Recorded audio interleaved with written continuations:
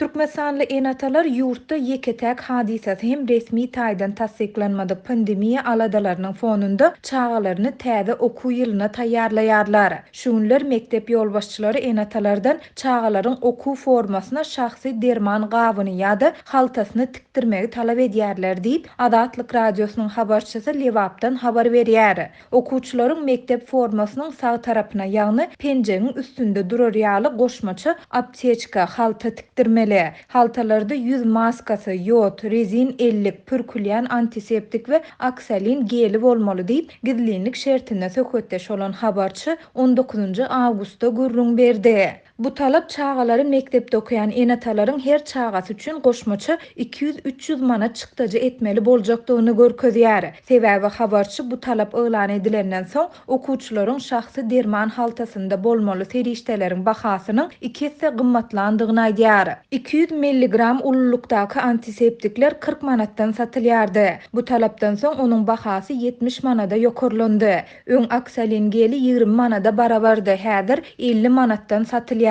Bu serişdeler türkmen önümleri bolup mektep ýolbaşçylary olaryň diňe şa we täçhil firmalarynyň önümleri bolmalydygyny hem duýdurýarlar diýip habarçy belledi. Adatlyk radiosynyň bu maglumat boýunça Lebap vilayet häkimliginden we bilim bölümünden resmi kommentari almak üçin eden synanşygy netije bermedi. Türkmenistanyň orta mekteplerinde okuwçylardan edilýän bu talap barada Türkmen News neşri hem habar berdi. 17 awgustda ýerden Daşowdyň mektepleriniň muallimleri we sınıf ýolbaşçylary okuwçylaryň enatalaryna jaň edip täze okuw ýylynda berja edilmeli täze talaplary mälim etdiler. Okuw ýylynyň birinji gününde çağalar mektebe ýürite sanitariýa haltalary bilen barmaly. Enatalar onu özleri tikip takyk serişdeler we dermanlar bilen doldurmaly diýip neşiriň 17 awgustda çap eden habarynda aýdylýar. Daşowdyň 7-nji mektebiniň muallimleriniň aýtmagyna görä, gora we dezinfeksiýa üçin ähli zerur serişdeler bilen üpçün edilen sanitariýa haltasy bolmadyk okuwçylar sapaklara goý berilmez diýip neşir belleýär.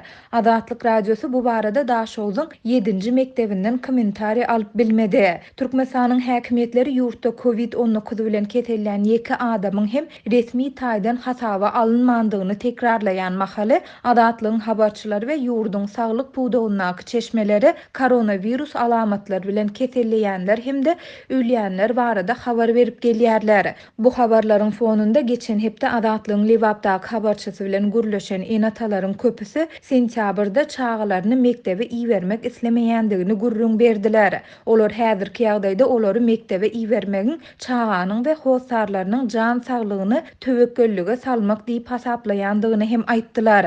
Bütün Dünýä Bankynyň awgustyň başynda çap eden beýanatynda aýdylmagyna görä, koronavirus pandemiýasy Merkezi Aziýa ýurtlarynda bilime, adam kapitalynyň hiline we durmuş ykdysady ösüşiniň derejesine uzak wagtlyk negativ täsir eder. Sebitdäki okuwçylar bilimleri boýunça Ýewropaly deňduşlaryndan 1,5 ýyl izde süýrenýär. Koronavirus pandemiýasy bilim ulgamyna şeýle bir agyr darba urýar welin, onuň täsiri diňe Merkezi Aziýada 44 milliard dollar ykdysady ýitgini hem goşmak bilen onlarça ýyldan soň ýüze çykar diýip Bütün Dünýä Bankynyň hasabatynda aýdylýar. Bu aralykda Adatlygyň ýerli habarçylarynyň ýene biri Lewabyň Kerki şäherinde COVID-19 alamatlary bilen ketelýän bir hirurgyň ýoğulandygyny habar berýär. Habarçy hirurg Rustam Hamidowyň 17 awgustda jaýlanandygyny aýtdy.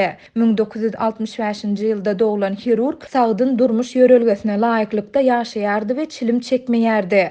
Ol Kerkidäki ýokunç keteller hastahanasyna gitmekden ýüzegürip öýünde bejergi alýardy diýip habarçy 19 awgustda gürrüň berdi. Şeýle ol Aşgabatdan Kerkä baran bir studentin ketellemegi netijesinde Kerkiniň ýokunç keteller hastahanasyna ýerleşdirilendigini hem aýtdy. Arasalaýyş işlerini geçirýän işgärler gelip studentin we onuň goňşularynyň öýüni arasalap ýürite derman serişdelerini sepdiler diýip habarçy belledi. Şeýle-de habarçy etrap hastahanasynyň COVID-19 alamatlary bolan näsaglary kabul etmän olary Kerkiniň ýokunç keteller hastahanasyna iýberýändigini hem aýdýar. Hastalar bu yerden de Türkmenabada alınıp gidilýär. Etrap hassahanasynyň keselläni 3 lukmanyny eýýäm Türkmenabada iýerdiler. Olar Türkmenabadyň ýokunç keseller hassahanasynyň intensiw bejeriş bölüminde saklanýar diýip habarçy Kerkiniň ýokunç keseller hassahanasynda dermanlaryň we lukmanlaryň ýiti ýetmezçilik edýändigini hem aýtdy.